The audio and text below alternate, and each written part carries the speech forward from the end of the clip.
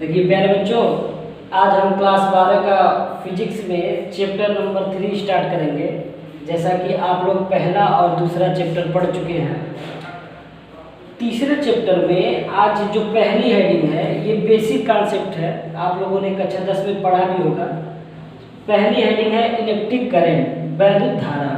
पहला जो चैप्टर था क्लास 12 का वो था इलेक्ट्रोस्टैटिक्स। इलेक्ट्रोस्टैटिक्स में क्या था, जब इलेक्ट्रॉन रेस्ट पोजीशन में थे। और जो ये तीसरा चैप्टर है इलेक्ट्रॉन मूवमेंट करेंगे, गति करेंगे, गतिमान होंगे, तो जो उनकी स्टडी करना है वो हमें चैप्टर 3 में करना है। तो अब हम आ जाते हैं हेडिंग पे, इलेक्ट्रिक करंट के बारे में। तो इसमें सीधा सा इसका डिफिनेशन बताएंगे कि इलेक्ट्रॉन या ब्रैकेट में आप आवेश भी कर सकते हैं, आवेश के गति को ही विद्युत या वैद्युत धारा कहते हैं।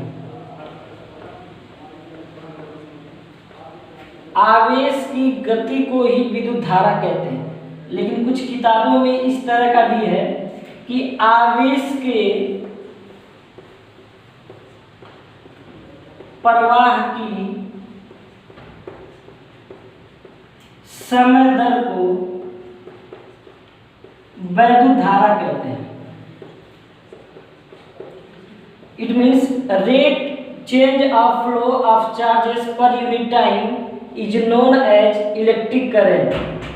आवेश के गति को ही विद्युत धारा कहते हैं, या दूसरे भाषा में आवेश के प्रवाह की समय दर को विद्युत धारा कहते हैं। अब इसको थोड़ा सा हम और समझेंगे। सपोज करिए ये कोई चालक है, इस चालक में हम एक इसका क्रॉस सेक्शन समझते हैं। क्रॉस सेक्शन का मतलब अनुप्रस्थ काट। तो माना अनुप्रस्थ काट के क्षेत्रफल से डेल्टा टी समय में डेल्टा क्यू आवेश प्रवाहित हो, तब धारा कितना होगा, आवेश प्रवाह बटे समय। तो आप यहां देखेंगे आवेश कितना है, डेल्टा क्यू, और समय कितना है, डेल्टा टी। आप इसे धारा कहें या इसी को धारा एवरेज भी कहते हैं, मतलब आई एवरेज, औसत धारा भी कहते हैं इसी को। और ये आया आपका निकल के डेल्टा क्यू अपान डेल्टा टी। अब ये धारा जो है वो दो तरह का होता है, एक ताक्षणिक होता है और एक औसत होता है। तो औसत धारा के बारे में जो फार्मूला है आई एवरेज बराबर डेल्टा क्यू अपान डेल्टा टी। अब हम बात करेंगे दूसरे टाइप वाले धारा, मतलब ताक्षणिक धारा के बारे में। कहेंगे यदि समयांतराल डेल्टा टी हो, ऐसे लिखिए डेल्टा टी टेंड्स टू 0, मतलब जो समयांतराल है वो बहुत कम है, सूक्ष्म है, छोटा हो, उस कंडीशन में जो धारा होगा लिखेंगे limit delta t tends to 0, मतलब डेल्टा टी का मान 0 की तरफ अग्रसर है, लगभग में 0 है। और इसे लिखेंगे आई का जो मान था डेल्टा क्यू अपान डेल्टा टी। अब ये लिमिटिंग केस में जो डेल्टा क्यू अपान डेल्टा टी है वो D q upon d T बन जाता है। तो जो धारा का मान है ताक्षणिक के केस में आई बराबर d q upon d T. एक बार फिर समझ लीजिए, वैद्युत धारा के बारे में कहेंगे आवेश के गति को ही वैद्युत धारा कहते हैं, या दूसरे भाषा में आवेश के प्रवाह की समय दर को वैद्युत धारा कहते हैं। अब यहाँ हमने एक चालक माना था और एक एरिया ऑफ क्रॉस सेक्शन माना था ए। अब इसमें इस एरिया ऑफ क्रॉस सेक्शन से डेल्टा क्यू आवेश डेल्टा टी समय में प्रवाहित हों तो जो धारा होगा, आप जानते हैं आवेश प्रवाह बटे समय। आवेश प्रवाह कितना है? Delta Q. समय कितना है? Delta T. अब हम निकालेंगे औसत धारा यानी आई एवरेज बराबर आएगा धारा बराबर del q upon del t. अब यहाँ ताक्षणिक के केस में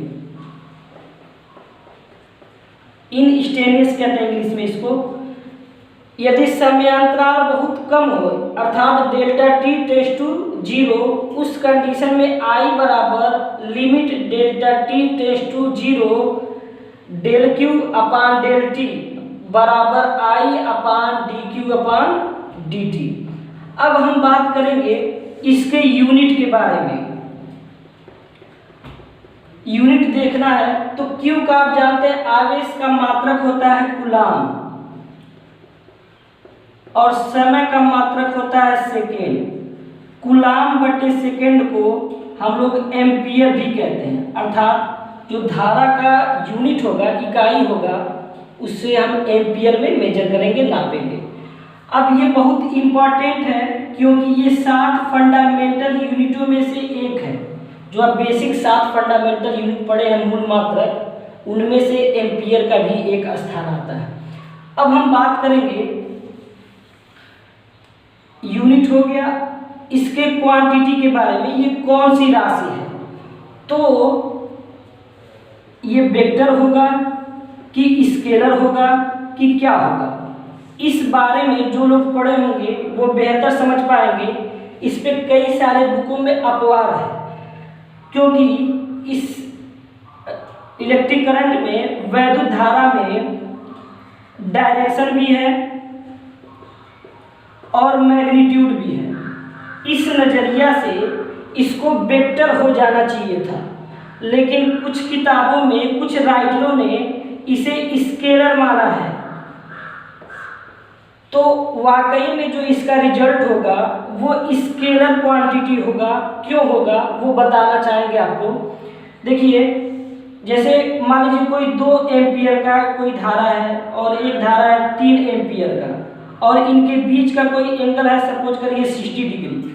तो अगर ये दोनों वेक्टर होते तो इन्हें वेक्टर के रूप में इनका एडिशन होता, मतलब इनका जो एडिशन होगा 2 एम्पियर 3 एम्पियर यदि वेक्टर होते, इनका जो फार्मूला आपका 6-11 में पढ़े हैं, A square B square 2ab cos थीटा, लेकिन ये इनका जो एडिशन है वो वेक्टर के रूप में ना होके स्केलर के रूप में होता है। जैसे 2 एम्पियर की धारा यहाँ से आ रही, 3 एम्पियर की धारा यहाँ से आ रही, तो इनका सम स्केलर एडिशन हो जाता है, अदिश जोड़ होता है।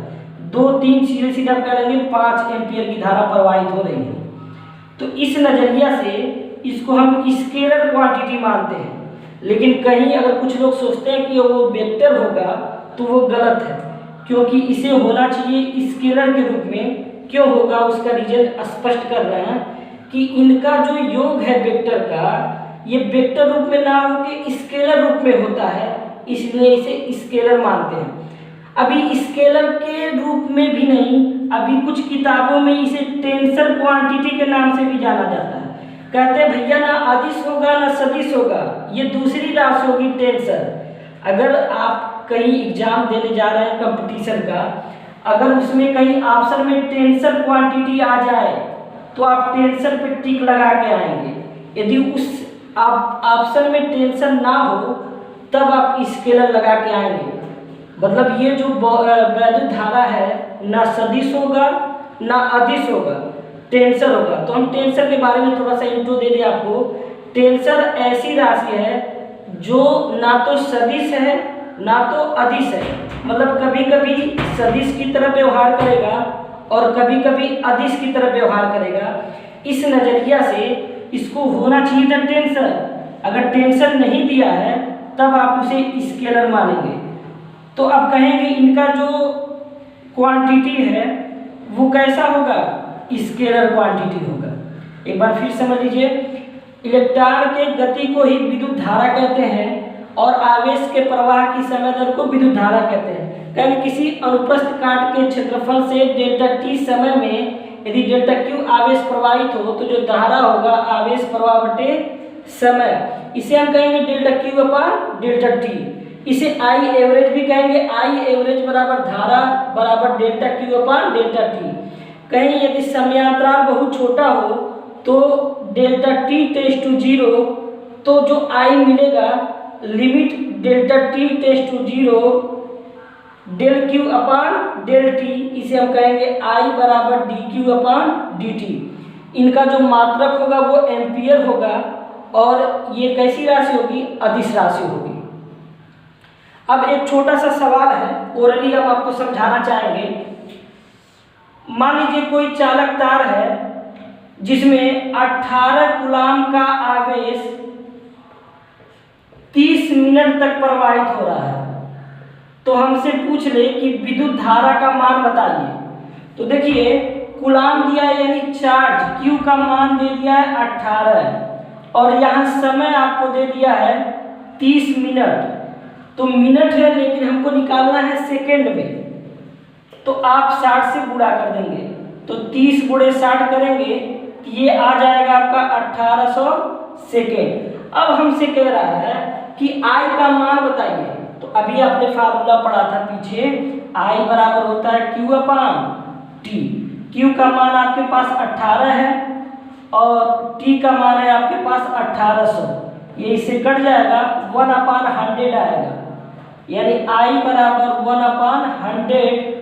आप इसे ऊपर ले जाएंगे तो 10⁻⁻² एम्पियर होगा। तो ये छोटा सा प्रॉब्लम था। अब आप ये बेसिक कॉन्सेप्ट पढ़ेंगे। अब हम अगले वीडियो में आगे ओम के नियम के बारे में डिस्कस करेंगे। धन्यवाद।